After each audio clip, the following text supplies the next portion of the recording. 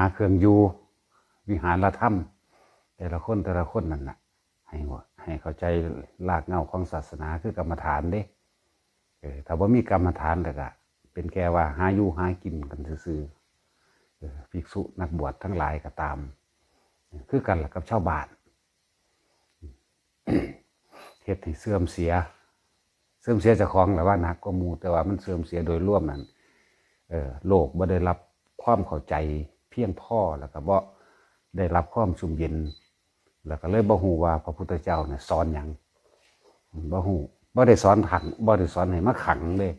บ่ได้สอนเรื่องขังบ่ได้สอนให้มีอิทธิฤทธิ์เด้ตั้งแต่พระอันปิ่นโทนพระรัตวาชะเพิ่นแสดงอิทธิฤทธิ์พุทธเจ้าออกปากเลยหลักแห่งความเป็นจริงได้ถูกทำลายลงแล้วมันธรรมดาคำนี้มันลึกซึ้งคือหยังอยู่เด้คนเลยไปศรัทธาไปเชื่อตั้งแต่อันปาฏิหาริย์อะไรทั้งว่าพวกเฮานั่นน่ะให้หาความจริงที่ตัวเองนั่นน่ะกำลังเป็นทุกข์อยู่กับเรื่องใดให้หาความจริงตัวนี้ต่างหากตัวนี้แหละหลักธรรมก็เลยถ้าไปแสดงปาฏิหาริย์อันนั้นอันนี้แล้วซุมื้อนี่มันบ่ปาฏิหาริย์จริงมันบ่มีแล้วล่ะปาฏิหาริย์จริงๆที่พวกเฮาพากันแล่นไปรดน้ำมนต์บางหันบางนี้สะเดาะเคราะห์เสียเคราะห์เก่าๆอีกเงินที่หาไม่ได้แท้หรือซื้อขนมกินหรือว่าอิ่มกว่าบ่เนาะแล่นไปหาบูชาเอาอย่างเอาพญานาคบ่แหวนนั่นแหวนนี่หาพระประจำวันเกิดจังสิหาอย่างบูชาเวชสุวรรณคิดว่าเขาสิดลบันดาลอีหยังให้ได้บ่จังซั่นแล้วมันก็เลยเสื่อมเสียมาเรื่อยๆสักยันสักไล่ไปตัวทีบตัวแดนนั่นแหละสักแล้วก็คือทุกข์อยู่นี่นะผู้ใดสักก็ดีสักอยู่ว่าเจ้าที่ สักเรื่องยังทุกข์อยู่นี่นะได้พระประจำวันเกิดแล้วก็ทุกข์อยู่นี่นะหรือว่าไปแสวงหาได้พระธาตุพระพุทธเจ้ามั่งพระธาตุพระอรหันต์จังสิก็ของเขายังทุกข์อยู่นี่นะคือบ่เบิ่งเอาตัวนี้อัตตาตัวตนความรู้สึกของคนน่ะคืออัตตาตัวตนน่ะความรู้สึกที่ยังอยากให้มันเป็นแบบนั้นแบบนี้ความรู้สึกที่ว่ายังเกลียดคนนั้นความรู้สึกยังรักคนนี้ยังเป็นห่วงอันนั้นน่ะยังนี่ยังอยากได้นั่นอยากเป็นนี่อยู่นี่นะนี่อัตตาตัวตนแท้ๆมันนั่นน่ะคือความรู้สึกนั่นแหละ นั่นแหละจังว่าเพิ่นว่าถ้าภิกษุเฝ้าเอาแต่การแสดงปาฏิหาริย์บุคคลสิบ่เห็นความจริงของเจ้าของเองเพิ่นจึงบ่ได้ที่สนับสนุนในปาฏิหาริย์เพิ่นให้เป็นของอยู่ของเล่นเป็นวิหารธรรม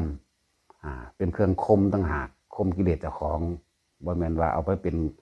แบบนี้แต่คนซุมื้อนี่แล่นหาแนวนั้น99%ที่สิเข้าถึงหลักธรรมของจริงนั่นเปอร์เซ็นต์เดียวล่ะคือทุกคนที่มีมาแล้วนั่นแหละ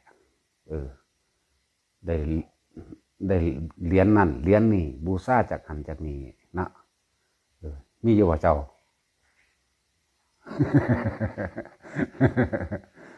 เงินบ่เนาะไว้มันลีไว้บ่เนาะไปเสื่องไว้บ่เนาะจริงถ้าเป็นรูปเหรียญพุทธลักษณะหรือพระพุทธรูปองค์เล็กองค์ใหญ่ก็แล้วแต่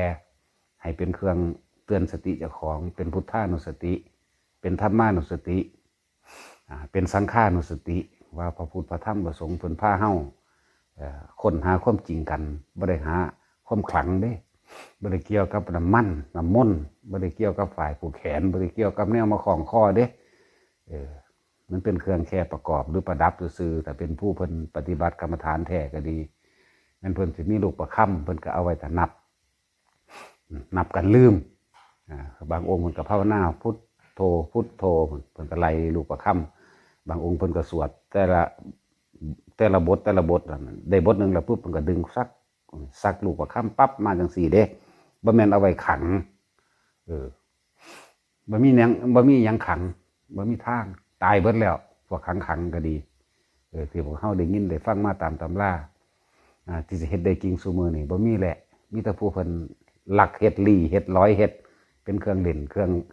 องอยู่ของเพิ่นตั้งหากคือเพิ่นฝึกกสินก็คือกันคือเมื่อในคนไปทั้งนั้นแล้วคิดว่ามีสิ่งศักดิ์สิทธิ์มาดลบันดาลความสุขแต่ทุกข์ให้เจ้าของได้หรือให้ผู้อื่นได้นั่นแหละหลายๆอย่างที่เราบ่เข้าใจ พญานาคก็คืองูแหละจะไปคิดว่าที่มีฤทธิ์มีเดชอีหยังเขาได้อยู่ซุมื้อแหละแนวมื้อนี้ก็ดี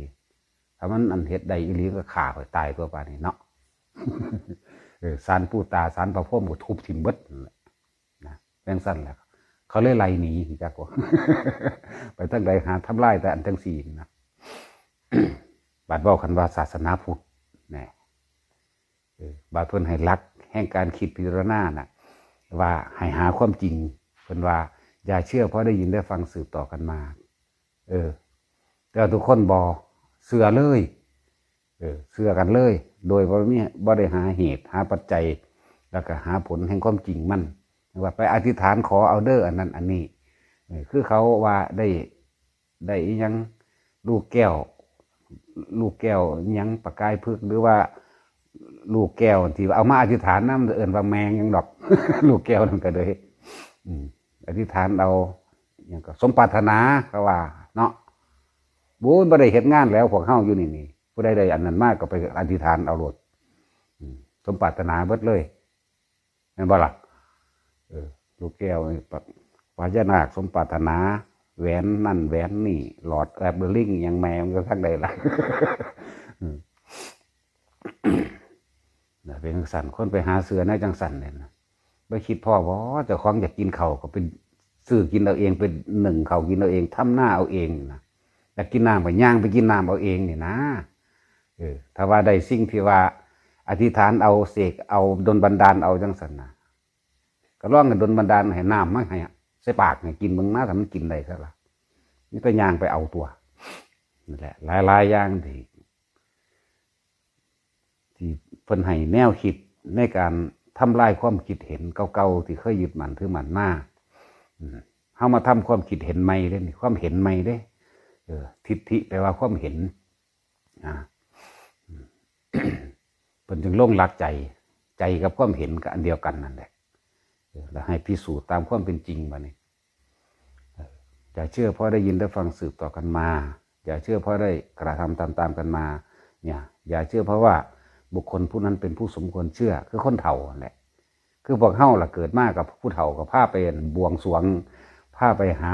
หอปู่ตาศาลเจ้าบ้านโดดสาธุเด้อปู่เอ้ยรักษาลูกหลานเด้อลูกศาลสิไปทำงานกรุงเทพว่าเด้เนาะสิได้เงินได้ทองให้ร่ำให้รวยมากกันหาทุกคนไปตายซ้ำก็มีพิการกลับมาก็มีงั้นว่าเนี่ยสิน เพียงสั้นแล้วตายมากนะมันที่รักษาอีกอย่างพุทธเจ้าพันธุวางสันเดสติได้เป็นเครื่องรักษาเจ้าของได้ดีที่สุดสติ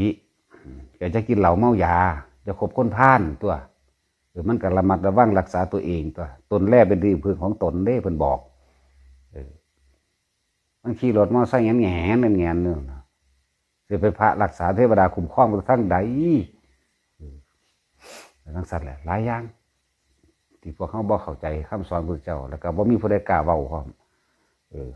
มีอยู่ดอกว่าแต่คนบ่ค่อยฟังมีอยู่ทางบ่หลายองค์ปานใดจังว่าเฮาจังมาย้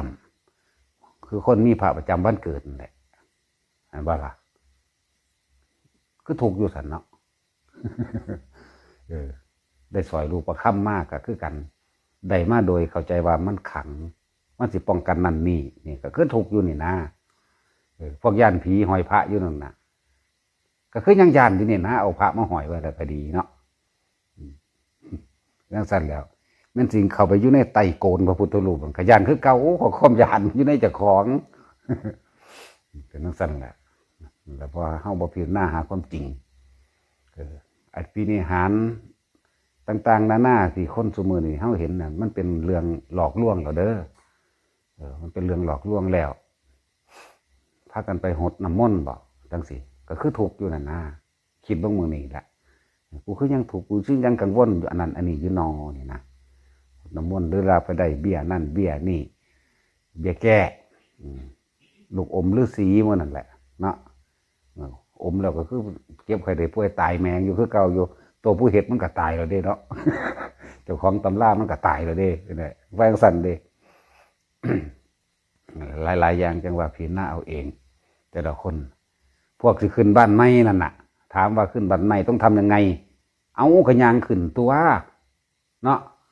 เสพจัดพิธียังเดี๋ยวนี้บ่ยางขึ้นบ่นอนขึ้นทั้งหลังมันที่ขึ้นได้จ้ะแต่บ่ยางขึ้นโลดพี่บ่าขึ้นบ้านไม้ตั้งเสาต้องเอาเงินใส่หลุมต้องเขียนต้องใส่ไส้ต้องใส่หยังแน่ละจังสิตอนสร้างมันเห็ดอยู่นั่นน่ะมันก็พากันกินเข่าอยู่หันเด้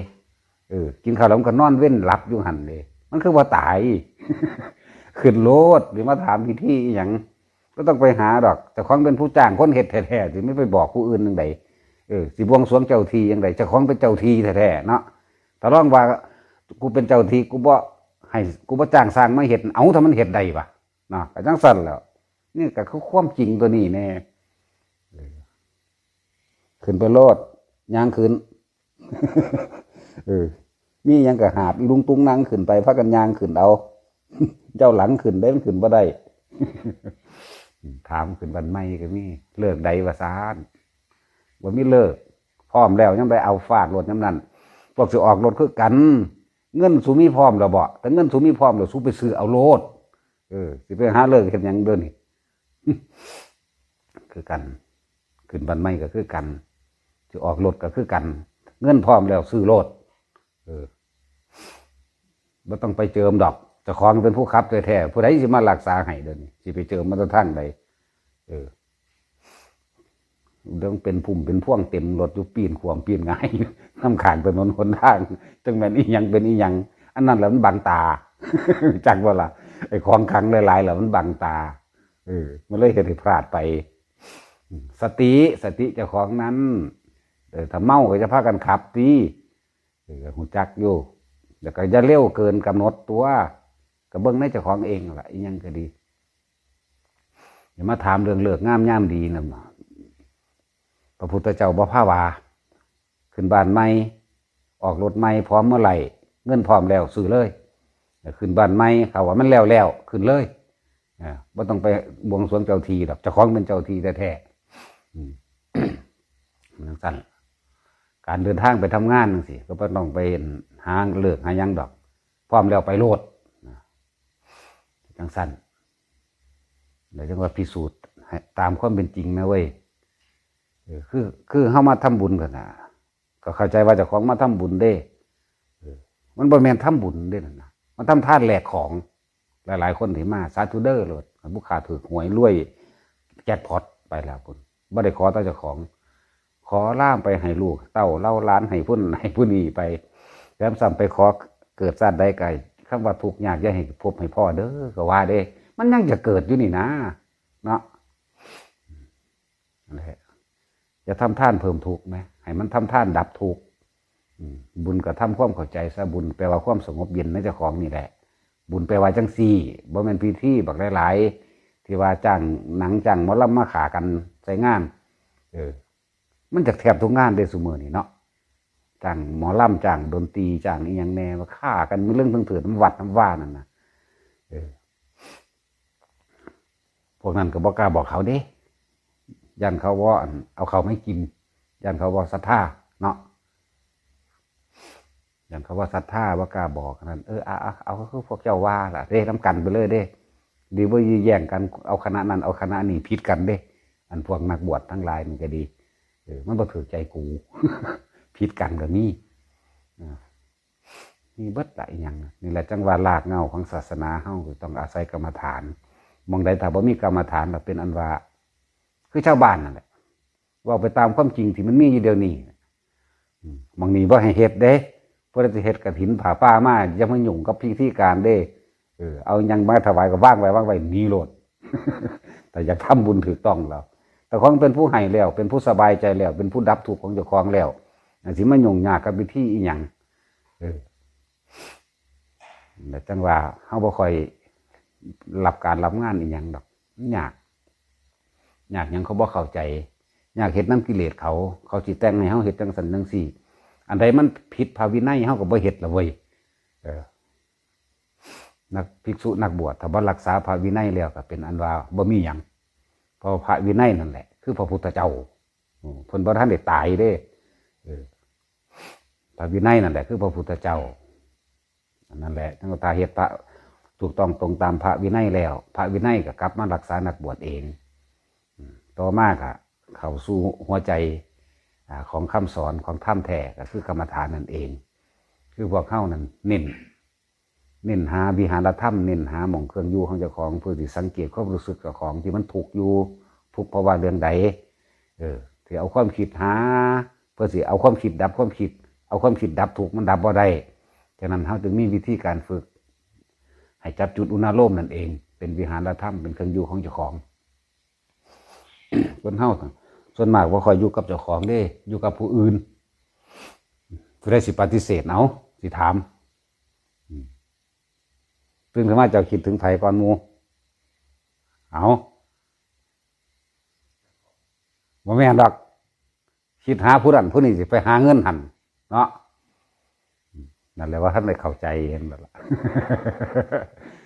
ตั้งแต่สินอนดิคิดหาผู้นั้นคิดหาผู้นี้เด้บ่ได้อยู่กับเจ้าของเด้คิดหาเรื่องนั้นคิดหาเรื่องนี้โอ้มื้ออื่นกูไปนั่นหน้ากูไปนี่หน้าเด้คิดไว้ผิดตะกอนนอนเด้รับแล้วก็ฝันไปซะก่อนก็มีพอตื่นขึ้นปั๊บก็ไปตามที่เจ้าของคิดไว้นั่นแหละเป็นสั่นเรียกว่าบ่ได้อยู่กับเจ้าของกินข้าวก็ยังบ่ได้กินกับเจ้าของเนาะแม่นบ่เอากินข้าวใส่ปากก็นี่พูดคิดหาผู้นั้นคิดหาผู้นี้เนาะคิดหาสัตว์เลี้ยงคิดหาสัตว์สมบัติต่างๆวัตถุสิ่งของแล้วคิดหาคนที่หักมั่งคิดหาคนที่สร้างมั่งเด้กินข้าวยินทั้งมันยัดเข้าในตาเนี่ยเนาะ นั่นแหละมันว่ามีสติถ้าอยู่กับเจ้าของมันก็มีเครื่องอยู่ตัวเครื่องอยู่เฮาหาเครื่องอยู่เขาว่าอยู่ในกายถ้าบุคคลที่มีภาวนามันก็พุทโธพุทโธนี่พุทโธอยู่ในใจเฮานี่แหละเห็นบ่นี่แหละคืออยู่กับเจ้าของในความคิดอยู่กับเจ้าของถ้านั่งบ่มีเวียกบ่มีงานหยังก็นั่งจับลมหายใจเบิ่งดูนั่นแหละว่าอยู่กับเจ้าของอยู่ในกายว่าซั่นที่เฮาสอนนี่ก็หลักสติปัฏฐาน4นั่นแหละหังบ่ค่อยเว้าว่าสติปัฏฐาน4บ่เว้าบอกว่าอยู่นี่หรออยู่ในหูดังนี่มั่งอยู่ในจุดอุณาโลมนี่มั่งเวลามันออกจากจุดนี้ย่ำใดแสดงว่ามันไปคิดหาผู้อื่นมันออกจากตัวเองแล้วว่ามีสติสัพพัญญะแล้วเอาความคิดไปหาผู้นั้นไปหาผู้นี้เดี๋ยวก็เกิดอารมณ์สั่งผู้นั้นหักผู้นี้อยากไปหาผู้นั้นอยากไปหาผู้นี้ตัวไปทั้งสั้นเด้นั่นแหละเพิ่นเลิกว่าใจเป็นใหญ่ใจเป็นประธานถ้าอยากรู้จักว่าเจ้าของอยู่กับเจ้าของบ่อนั่นลองฝึกจับจุดอุณาโลมเด้อถ้าจับจุดอุณาโลมได้แล้วถ้ามันหายอาการออกไปคิดเบิ่งบัดนี่เมื่อกี้กูไปคิดหาไผเนี่ยมันก็เห็นทันตัวว่าเจ้าของคิดหาเพิ่นโอ้สัมพ่อเพิ่นว่าให้เฮ็ดนี่จับจุดอุณาโลมแบบนี้แล้วมันจังสิอยู่กับเจ้าของได้มันก็อยู่ในกายทันตัวถ้าบุคคลผู้เพิ่นนั่งภาวนาจังซี่เพิ่นก็หายใจเข้าออกแน่ลมก็เป็นกายอันหนึ่งอยู่แล้วก็เป็นสติปัฏฐานคือเก่าหั่นแหละลมเนี่ยอยู่ในลมพุทโธอยู่เนี่ยแต่อยู่ในกายคือเก่าอาการปิติเกิดขึ้นสัพพัญญะเนี่ยก็รู้สึกตัวก็อยู่ในกายคือเก่าเนี่ยสิไปใส่เวทนาเป็นอย่างก็เอาอาการปิติมาแทนเวทนาเวทนาตัวนั้นเป็นอุเบกขาเวทนาเด้อผู้ใดจับได้แล้วให้มาเทียบเบิ่งดีๆในขณะที่เฮาจับจุดอุณาโลมได้ปุ๊บอาการนิ่มๆนุ่งๆระวังกลางหน้าผากเฮานี่นั่นแหละอุเบกขาเวทนาในขณะนั้นบ่ท่านได้คิดสร้างไผบ่ได้คิดสร้างไผบ่ได้คิดหักไผได้ตอนนั้นนั่นแหละอุเบกขาเวทนาเนี่ยก็เป็นกายก็เป็นเวทนาจิตเด้จิตก็อยู่ในนี่แหละในกายนั่นแหละก็เห็นความจริงว่าโอ้ความจริงคือตอนนี้เขากำลังอยู่กับตัวเองเฮาบ่ได้สุขเฮาบ่ได้ทุกข์กับไผนั่นมันอยู่หม้องนี้ผู้เฮ็ดได้แล้วก็เข้าใจเองแม่นั่งฟังธรรมอยู่เดี๋ยวนี้มันก็เป็นนั่งฟังธรรมอยู่นี่จิตก็คิดพิจารณาไปจุดอุณาโลมคือมันก็เกิดขึ้นได้พวกนั้นได้หรือเปล่าพวกฝึกกันตอนนั้น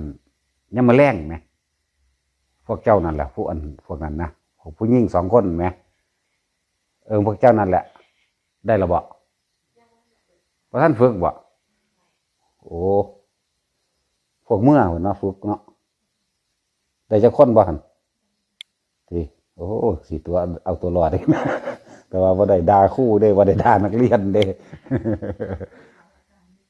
นี่นั่นแหละถ้าฟังอยู่นั่นก็พากันไปรักษาเอาตัวเขาฝึกเขาให้บ่แห้งหรอกนั่นแหละทรงชาญชาญแปลว่าเพ่งเพ่งอยู่นี่เนี่ยเอาจิตเพ่งอยู่นี่เอาความรู้สึกกับเพ่งอยู่นี่อยู่ในกายนี่แหละไปรักษาไว้เวลาใดที่เฮาคิดออกหาผู้นั้นผู้นี้ปั๊บสั่งกับพอใจกับบ่พอใจก็เกิดขึ้นเวลาเฮาคิดหาคนอื่นนั่นคิดหาบุคคลที่เป็นตาสั่งมันก็สูญขึ้นแล้วนั่นแหละความรู้สึกนั่นแหละอัตตาตัวตนความรู้สึกตัวนี้เวลามันเกิดขึ้นมาอย่าลืมเลยในทางการเกิดการดับของจิตนี่นะก็คืออารมณ์ความรู้สึกบอกไปได้ว่าเป็นการพบได้เกิดขึ้นแล้วเด่นนะถ้ามันตายตอนนั้นปุ๊บก็ไปตามพบนั่นก็เลยเอิ้นว่าชาติเกิดละมันพบเป็นปัจจัยบังเกิดชาติก็เกิดละมันนั่นแหละนึกว่าให้ทุกคนอยู่กับตัวเองให้มากมันนั่งจะเห็นดักหน้าแต่ของเสียนละกิเลสละตอนไหนก็ละตอนอยู่นี่แหละไม่ได้ไปละตอนคิดเอาดอกละตอนมันอยู่นี่คมตอนมันอยู่นี่เวลาใดก็สร้างที่เฮาออกจากอันนี้ออกไปปั๊บศูนย์โลดพอใจกับสิ่งนั้นเกลียดสิ่งนี้โลดแล้วนั่นแหละอัตตาตัวตนที่แท้จริงนะทุกคนสังเกตตัวเองเด้ออารมณ์ความรู้สึกย่นมาให้คักแล้วพระไตรปิฎกทั้งเบิดนี่ย่นมาให้ทุกคนเข้าใจได้ง่ายๆแล้วถ้ายังไม่พอใจกับบุคคลนั้นนั่นแหละคืออัตตาตัวตนของเจ้าของที่มันแสดงออกมาจากความรู้สึกของเจ้าของเองความรู้สึกนั่นแหละคืออัตตาตัวตนเด้อความรู้สึกนั่นโกรธนั่นแหละคำว่าอารมณ์ความรู้สึกตัวเนี่ยบอกกันแล้วว่านี่คือภพแต่ใจขาดในขณะนั้นปั๊บชาติทันทีเลยชาติไปว่าเกิดเลยชาติคือไปเกิดภพเกิดขึ้นแล้วชาติก็เกิดต่อไปนี่เราเอิ้นว่าอารมณ์จิตสุดท้ายระวังดีๆฉะนั้นเฮาจึงฝึกให้มันเกิดความเคยชินให้มันชินอยู่นี่แหละมันบ่หักไผบ่สร้างใบดอกตอนนี้นะโดย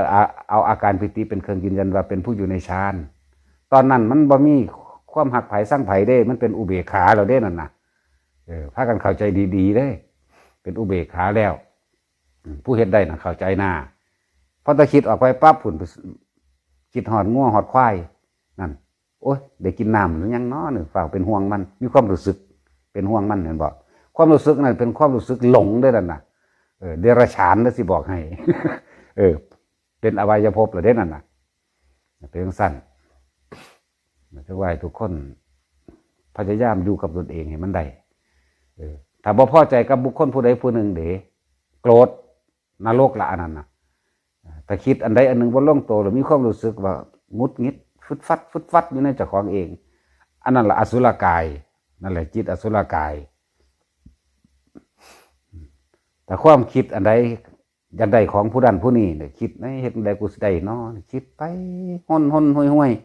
ในขณะที่คิดอยู่นั่นน่ะมันสิมีภาพที่สิ่งที่เจ้าของอยากได้นั่นแหละคิดเบิ่งความจริงในตัวเองโลดไผก็ดีตอนเฮาอยากได้รถเนี่ยเฮ็ดจังได๋งามหลายมันสิปรุงแต่งให้งามให้จูบเจ้าให้อยากได้มื้ออื่นไปยืมเงินคนนั้นตืมกันนะไปแล้วบัดนี้มันจังซั่นนั่นละอาการโลภตายตอนนั้นก็ไปเป็นเปรตนี่ยกตัวอย่างนึงอย่างนึงเป็นจังซั่นอันโกรธบอกได้ง่ายอยู่ดอกผู้ใดก็เคยสูญนะโมโหปึ้งปังไปมันผู้นี้กัดแก้วกัดข้างตะลึงตึงตาเข้ามาสูญฟึดอยู่แสดงลักษณะท่าทางนั่นแหละอัตตาตัวตนคือความรู้สึกที่บ่พอใจนั่นแหละมันสิไปเกิดนี่ถ้ามันตายตอนนั้นเดี๋ยวมันก็ไปเลยเด้นั่นนี่บอกของต่ำไปแต่ของสูงเป็นยังไงล่ะแต่เขามีความยิ้มแย้มแจ่มใสยินดีพอใจในการที่เพ่งพระพุทธรูปจังสินะหรือว่าเขาสวดมนต์บทใดบทหนึ่งที่เขากำลังสวดไปสวดไกลมีความอิ่มในใจของเขาแต่ตายตอนนั้นก็ไปสวรรค์จากก็ล่ะไปสวรรค์เด่นถ้าผู้ใดทรงฌานหรือทรงอุณาโลมใดแต่ตายตอนในขณะที่อยู่ในฌานนั่นน่ะไปเป็นพรหมบอกพวกเจ้าเนี่ยบอกมองหลับสุดยอดไปแล้วทุกคนถ้าผู้ใดตายในจุดนี้ได้นะอาการปิตินี่มันสิบ่มีความกังวลมันบ่มีความกังวลเด้นิวรณ์นั่นแหละภาษาบาลีว่าความกังวล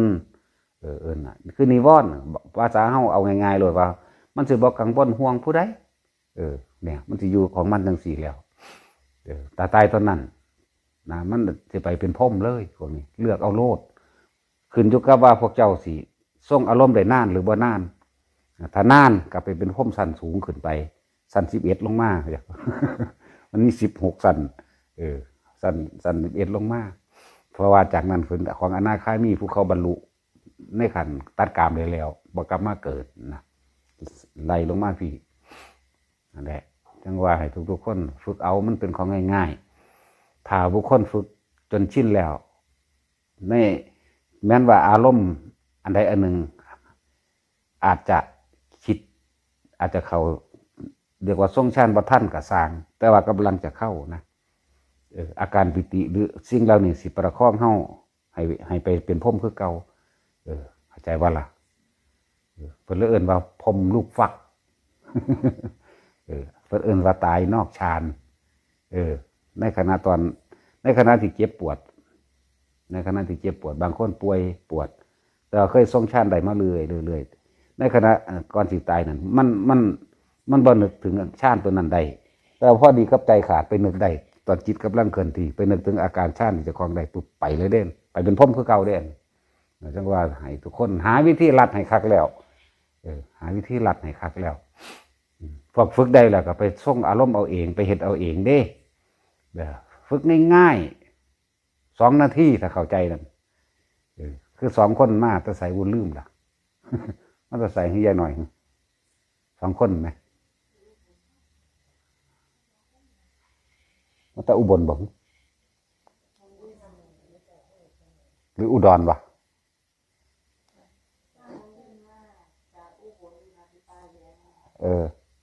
จากแล้วไปเบิ่งป้ายกับไผ่เลยตาหัวแดงเห็นอยู่แล้วไปส่งอารมณ์เอาเองไปเฮ็ดเอาเองง่ายๆสำนันหนึ่งเวลาใดเขาออกจากอาการนั้นปั๊บเวลานั้นเขากำลังคิดถึงบุคคลผู้อื่นสัตว์อื่นทรัพย์สมบัติสิ่งของอารมณ์กำลังเล่าร้อนล่ะตอนนั้นแต่คิดถึงบุคคลที่รักกับเล่าร้อนคือเก่าเด้มันเป็นห่วงถ้าบุคคลที่เกลียดทั้งศูนย์ก็เก่าอีกเล่าร้อนยิ่งก็เก่าอีกก็ให้นั่นแหละจากหูว่าจะของละได้หรือว่าได้คมได้หรือว่าได้ให้อยู่ในฌานตัวนั้นแหละแต่เขาอยู่ในตัวนั้นได้อาการนั้นได้นั่นบ่สุขกับไผมันจะเป็นกลางๆไว้ปัญญาสิเกิดแบบใดล่ะมันนั่งเห็นดอกสิ่งที่เขามากระทบกับเฮาเองเฮาสิรีบละมันออกเองเวลาเขาเว้าความนั้นความนี้ขึ้นมาปุ๊บถ้าเป็นความพอใจปุ๊บอ้าวนี่กำลังหลงแล้วกูนี่ดึงเขามาอยู่ในตัวนี้โลดเวลาสิเฮ็ดให้เกิดความโกรธนี่ก็ฝ้าวรีบดึงเขามาหาอาการปิตินี่เองเขามาจับลมหายใจซะก่อนจังได้กระสร้างเฮ้าเนี่ยต้องอาศัยลมหายใจเพื่อให้เกิดขึ้นอยู่แล้วกลับมาพวกได้แล้วนั่นน่ะเหลือบตาลงไปเบื้องแค่ปลายจมูกสูดให้ลมหายใจเข้าฟืดเดียวเท่านั้นมันก็เป็นทันตัววาบขึ้นมาโลดตัวอยู่กลางหน้าผากอยู่กระดานหน้าผากนั่นแหละอาการนั้นนะนั่นแหละละได้หรือว่าได้ปัญญาสิท่านหรือว่าท่านก็ขึ้นอยู่เพราะว่าเครื่องที่มากระทบสิ่งที่มากระทบแล้วมันจะเกิดความรู้สึกที่บ่พอใจปุ๊บนี่รีบกลับมาลมหายใจเลยสูดหายใจขึ้นวืดแล้วมันก็จ้าออกเองแน่มันกำลังงับดับไปแล้วตัวซ้ำนั่นนะดับความโกรธความหลงก็คือกันถ้าเข้าใจว่าแต่ของกำลังหลงไปแล้วได้เนี่ยกลับมาลมหายใจสูดลมวืดเขามันก็ซ่าขึ้นด้วยกระดานหน้าผากนั่นแหละคือว่าทุกคนให้มันคล่องบ่แม่นว่าตาสิมานั่งหลับตาเด้คำว่าสมาธินี่ย่างกับสมาธิได้เด้กินข้าวกับสมาธิเด้ยืนเดินนั่งนอนวิ่งทำการทำงานได้เด้สมาธิแปลว่าความสงบสมาธินั่นนะจิตตั้งมั่นในความสงบเด้อถ้าออกไปบ่สงบไปคิดตั้งอื่นแล้วแสดงว่าบ่สงบอันนั้นนะอันนี้เป็นท่าทางในลักษณะในการเป็นการเริ่มต้นการสอนกันซื่อแต่เฮ็ดไปแล้วหูจักประคองไปได้เบิดทุกท่าขับรถอยู่ก็ได้กินข้าวอยู่ก็ได้อาบน้ำก็ได้จักว่าล่ะอาบน้ำอยู่ก็ได้เฮ็ดหยังก็สร้างได้ทั้งนั้นเลยแต่เฮาเข้าใจแล้วนั่นน่ะนี่ว่ารากฐานของพุทธศาสนาของเฮาก็คือกรรมฐานนี่แหละเมื่อเช้าในเทศเรื่องอันพุทธปาสูตรคือความหมายที่พระมหากัสสปะ เป็นผู้ทรงต่อแล้วก็สืบทอดแต่ละคนถ้าผู้ใดบ่ถิ่มกรรมฐานในพุทธศาสนานะผู้นั้นก็เห็นรากเหง้าของศาสนาแล้วก็สิเห็นรากเหง้าของอวิชชาที่มันคลุ้มจิตเข้ามาเรื่อยๆแล้วก็สิสามารถละมันได้ดอกหน้าถ้าเห็นแล้วนั้นจึงบอกว่าหม่องใดบ่มีกรรมฐานหม่องนั้นก็บ้านๆคือกันกับพวกเจ้านั่นแหละชาวบ้านทั่วไปคือกันนั่นแหละแต่บ่สนไผเขาบ่ย่านไผเนาะ ตักสิย่านเฮ็ดหยังนะนั่นแหละแต่ว่ามันต้องกล้าต้องเว้าอาจหาร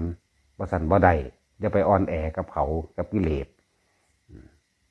ถ้าไปอ่อนแอน่ะก็เป็นไปน้ำกันนั่นแหละ เฮารักษาพระวินัยถ้ารักษาพระภิกษุนักบวชถ้ารักษาพระวินัยได้แล้วสิบ่มีความกังวลเรื่องของศีลสมาธิเลยตั้งมั่นได้เร็วเมื่อสมาธิตั้งมั่นได้เร็วจิตมีกำลังก็สามารถที่จะรู้เท่าทันตัณหาและอุปทานได้เร็วแล้วชาวบ้านเฮาก็คือกันถ้าเฮาบ่ไปคิดรังแกผู้ใดก็สร้างเบียดเบียนทำร้ายให้ผู้ใดผู้หนึ่งเสียชีวิตและทรัพย์สินศีลมันก็มีตอนที่เฮาเป็นจังซั่นนั่นแหละมันก็เกิดขึ้นมาแล้วเฮาก็บ่ได้พะวงพะว่างหวาดระแวงว่าผู้ใดสิมาตีมาฆ่ามาจับเฮาดอกนั่นเวลากลับมาสู่สมาธิจับลมหายใจวาบบ่เดียวมันก็เป็นของมันเองนั่นแหละแต่ก็รักษาเอาแต่ชาวบ้านเฮาหาอยู่หากินอยู่เฮ็ดจังใดล่ะคือมันยังแต่ปิ้งปูปิ้งปลาขัวแม่งกินนู่นกินอยู่นี่นะเนาะ ฟังก็โดดไปตึกแห่หาคนไปแต่ว่ามีศรัทธาในศาสนาอยู่ถ้าอยากพ้นอบายนะถ้าอยากพ้นอบายละออกให้เบิดไอความเชื่อทั้งหลายที่ว่ามีสิ่งศักดิ์สิทธิ์ดลบันดาลนี่นั่นให้ที่ว่าเสกนั่นเสกนี่หรือเชื่อดวงเดือนดวงดาวเชื่อเลิกงามย่ามดีเชื่อหมอดูหมอเดาเชื่อยังกระสร้างเลิกออกเบิดเลยแล้วมาตั้งมันเอาเฉพาะคำสอนพระเจ้าไปทั้งใดก็มีแต่พุทโธตึกแหกับพุทโธใดได้ล่ะขูดเก็ดปลาตีหัวปูปัวอยู่กับพุทโธใดได้ล่ะอารมณ์มันจังบ่กังวลมันจังบ่ได้เล่าร้อนนึกถึงพุทโธอยู่ตลอดหรือสวดมนต์บทใดบทหนึ่งที่ของมักเฮ็ดไปเถอะแต่ที่บอกว่าเด็ดขาดเจ้าห้ามขาดเด็ดขาดผมก็ว่าบ่ได้เพราะว่าอาชีพการงานหรือความทุกข์ยากลำบากของแต่ละคนมาบ่คือกันอีกอย่างหนึ่งเป็นการสดใสซึ่งกันและกันในเรื่องของกรรมเป็นสิ่งที่ลึกลับอยู่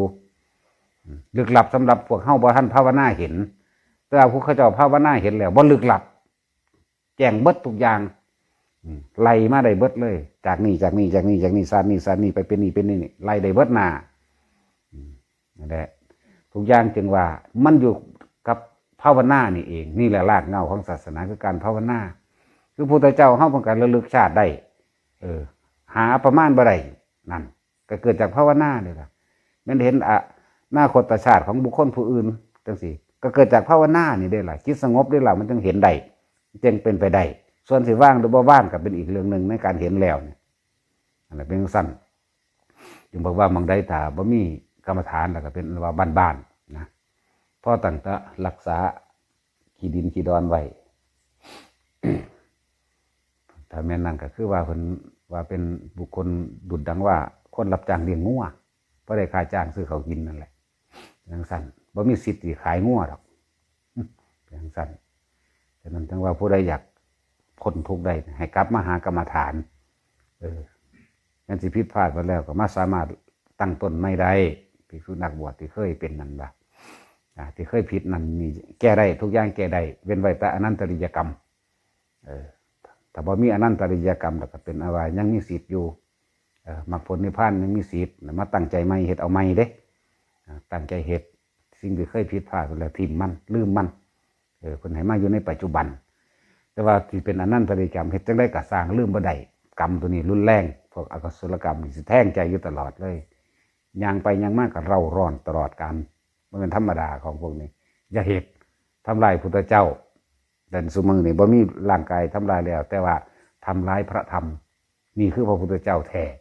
คำสอนที่เพิ่นสอนว่าแบบนี้แต่ไปคัดแย้งไปคัดง้างบ่แม่นจังซั่นจังซี่นั่นแหละเอิ้นว่าทำลายพุทธเจ้าพระพุทธเจ้าหรือพระธรรมอันเดียวกันได้บัดข้าพระอรหันต์ตั้งสิข้าพ่อข้าแม่หรือว่ายุ่งสงให้แตกแยกเป็นว่าอนันตริยกรรมพวกนี้ กั้นห้ามด้วยใจของเจ้าของเองกั้นห้ามมรรคผลนิพพานแน่นอนด้วยอากัศสุลกรรมคือกันกั้นห้ามอยู่แล้วไม่มีทางพวกนี้คือเทวทัตจังสันนะเทวทัตกับมิฤทธิ์มิเดชหลงเจ้าของเห็นนะคิดจะฆ่าพระพุทธเจ้าจนว่าไปทำลายพระพุทธเจ้าแล้วก็เฮ็ดให้สงฆ์แตกแยกพร้อมไปหลอกลวงให้ผู้อื่นฆ่าพ่อฆ่าแม่เจ้าของพร้อมโตเทวทัตเองก็ฆ่าพ่อเด้อพวกเข้าหูจักบ่ล่ะทะเลาะพิษเถียงกันพ่อบอกให้กลับใจลูกพวกเข้าเนี่ยพยายามทำลายสิทธัตถะมันมากมานานแล้วถ้าเฮายังมีโอกาสได้กลับใจอยู่นะพ่อห้ามบ่พอใจว่าพ่ออ่อนแอทั้งสันทั้งสี่จับแขนพ่อเวียงหัวเพิ่นเลยไปฟาดเขากับเตียงป่วยตายเลยนั่นแหละสาเหตุการตายก็ป่วยตายย้อนฟาดลูกฟาดใส่ขอบเตียงนั่นแหละนี่ก็ฆ่าพ่อเจ้าของอีกเบิ่งดูมันหนักขนาดใดจังสั้นแล้วไปปลอมบวชเขาไปหาพระพุทธเจ้าก็อยากชนะพระพุทธเจ้าเห็นบ่ล่ะจังสั้นแล้วขนาดอยู่ต่อหน้าต่อตาพระพุทธเจ้าแท้ๆตอนเขามาใหม่ๆเพิ่นฝึกสำเร็จฌานแล้วเพิ่นก็แสดงฤทธิ์ได้อยู่ได้ล่ะเห็นบ่ล่ะ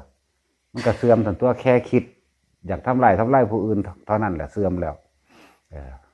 นั่นแหละจังเพิ่นเรื่องว่าหลักธรรมทั้งหลายถ้าบุคคลทั้งหลายแสดงฤทธิ์แล้วเนี่ยที่ถูกทำลายลงแล้วหลักแห่งความเป็นจริงได้ถูกทำลายลงแล้วทันทีเด้พระเจ้าเพิ่นบ่ได้สะอ่อนเด้จังซั่นเพิ่นต้องเฮ็ดได้คักตัวเนาะเพิ่นต้องบ่ได้ค่อยเฮ็ดปานใดดอกนั่นแหละฤทธิ์ต่างๆที่คนที่มีกิเลสเฮ็ดนั่นน่ะเธอหน้าเอาเธอหน้าถ้าบ่อาจสามารถที่ทำจิตให้เป็นกลางได้นี่บ่อาจสามารถแสดงได้ก็แล้วกันนาแสดงเพราะว่าตัณหาบ่มีทางแสดงเพราะว่าความอยากได้นั่นอยากได้นี่โลภนั่นโลภนี่บ่มีทางกิเลสก็ไปปะปนนั่นน่ะต้องแสดงโดยจิตเป็นกลางอีหลีต้องเป็นอุเบกขามันต้องแสดงได้ทุกคนสามารถเข้าสู่คำว่าอุเบกขาได้เบิดนั่นแหละแม้นว่าสิบ่ทันละกะสร้างมันทั้งมีคืออัปปนาสมาธินั่นแหละแต่เป็นเอาอารมณ์นั่นน่ะมาอยู่ในขณะนี้เราก็สามารถแสดงได้ผู้ใดก็ศีลแต่ว่าสิแสดงเพื่อตัณหาบางอย่างบ่มีทางคือเฮาเห็นเขาอันขายอันนั้นขายอันนี้นั่นแหละมันจะไปขังมาจนทางใดประสร้างสั่นว่าบ่สนับสนุนแนวมื้อนี้เฮาเห็นความจริงโลดคือเฮาทุกคนมีพระธาตุพระอรหันต์มั่งพระธาตุพุทธเจ้ามั่งธาตุนั่นธาตุนี้มั่งกูยังถูกอยู่นี่นะคือบ่เบิ่งตัวนี้เนี่ยของจริงมันมีพระประจำวันเกิดแล้วมีพระพุทธรูปมีพระหอยข้อเต็มอยู่เท่านั้นล้านเท่านี้ล้านกูยังถูกกูนี่นะแม้กระทั่งว่าเศรษฐีมหาเศรษฐีบ่มีพระกระสร้างมันคือคนรวยทั้งเมืองนอกเมืองหน้ากระสร้างกูคือถูกอยู่นี่คือเก่าเห็นบ่ว่ารวยบ่ว่าจนทุกคนมีความถูกอยู่ภายในเสมอกันบ่ว่ารวยบ่ว่าจนทุกคนสามารถบรรลุธรรมได้คือกันได้บัดนี้นั่นเป็นอย่างเฮาคือบ่หันเข้ามาหาแนวจังซี่หาที่พึ่งของเจ้าของเองโดยแท้จริงพึ่งตนพึ่งธรรมนั่นแหละจะไปพึ่งหยังอีกงั้นพึ่งธรรมแล้วนั่นก็เป็นว่าแนวทางที่เฮาต้องเดินแต่ว่าเฮาต้องเดินด้วยตัวเองคือเก่าแล้วเอิ้นว่าพึ่งตนพึ่งธรรมนั่นแหละแต่หลายคนที่มาเนี่ยบ่ทันได้ฝึกได้ผู้ใดแล้วพยายามส่งอารมณ์ไว้หั่นแหละส่งฌานไว้หั่นผู้ท่านใดก็เห็นโผล่ไปเวอยู่เท่าหานี่แหละเหลียวพุ่นเหลียวพี่อยู่เหลียวบางเขานิ่งเบิดแต่ความเห็นว่าเหลียวผู้นั้นเหลียวผู้นี้ผู้เขาได้แล้วเห็นนั่นได้เอิ้นว่าวิหารธรรมเขามีเครื่องอยู่เห็นว่าเพิ่นนี่บ่ได้กูคิดพุ่นคิดพี่เด้จังซั่นทุกคนเขามีเครื่องอยู่แล้วที่เขานิ่งๆนั่นเขาอยู่หนีเด้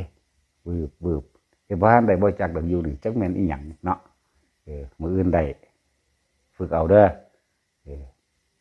ร้อนให้ดอกถ้าว่าได้ข่อยด่าเด้เอาสมาทานซะ